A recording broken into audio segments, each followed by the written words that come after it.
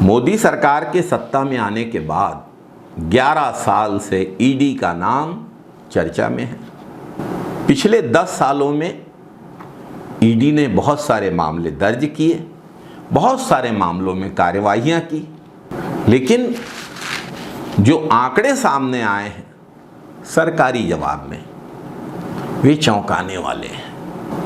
क्या ईडी वाकई में एक स्वतंत्र जांच एजेंसी की तरह काम कर रही है या भाजपा की बी टीम की तरह काम कर रही है, जैसा विपक्षी दल आरोप लगाते हैं?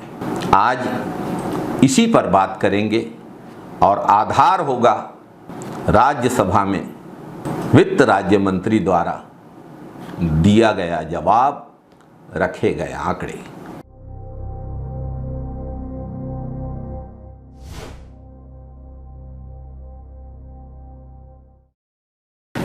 नमस्कार साथियों, पिछले 10 वर्षों में ईडी ने 5,892 मामले दर्ज किए। इनमें से केवल 1,398 मामले अदालत में सुनवाई के लिए पहुंचे हैं, यानी 77% मामले अभी अदालत तक ही नहीं पहुंचे हैं।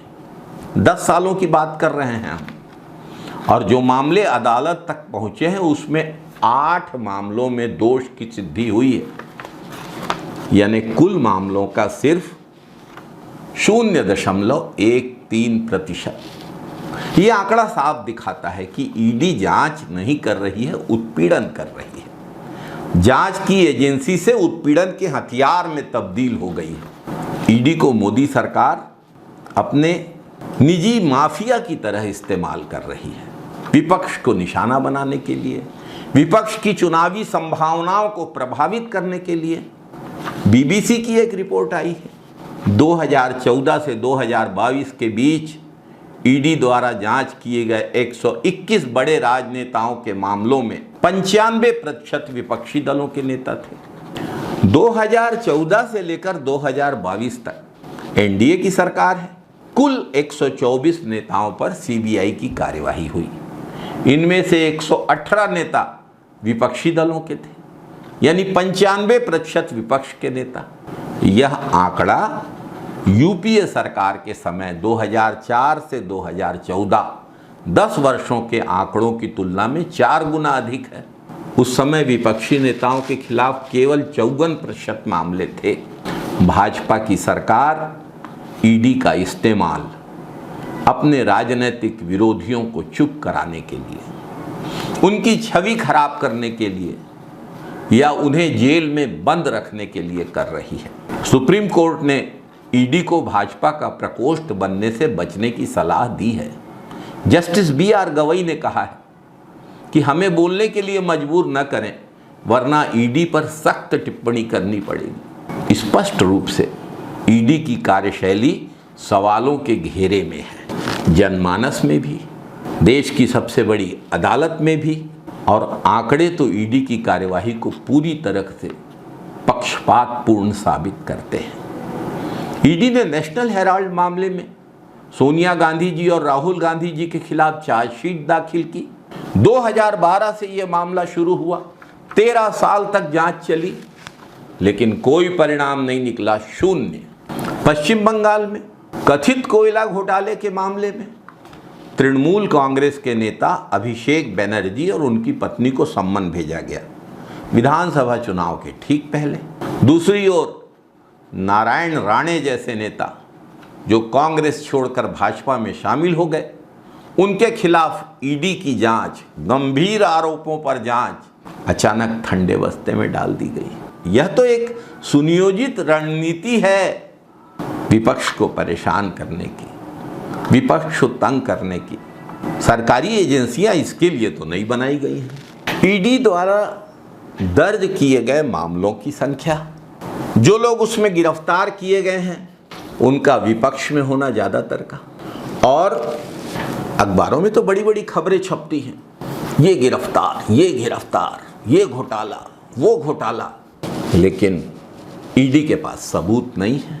तभी तो ईडी पीसी, प्रोसिक्यूशन कंप्लेंट प्रस्तुत नहीं कर पा रही है। अधिकांश मामलों में आंकड़े आपके सामने हमने अभी स्क्रीन में दिखाए हैं।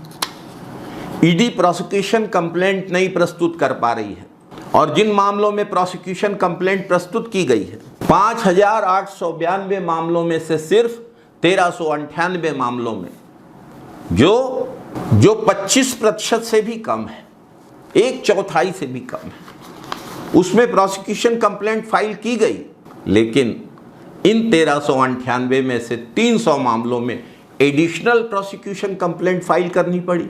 अर्थात इस 25% का 25% समुचित जांच के अभाव में लटकाया गया। ये पूरे आंकड़े सरकार द्वारा राज्यसभा में रखे गए ये आंकड़े साबित करते हैं कि ईडी का उपयोग जांच के लिए नहीं, विपक्ष की आवाज को दबाने के लिए किया जा रहा है, विपक्ष को डराने के लिए किया जा रहा है, धमकाने के लिए किया जा रहा है, भाजपा के राजनीतिक हितों के लिए किया जा रहा है।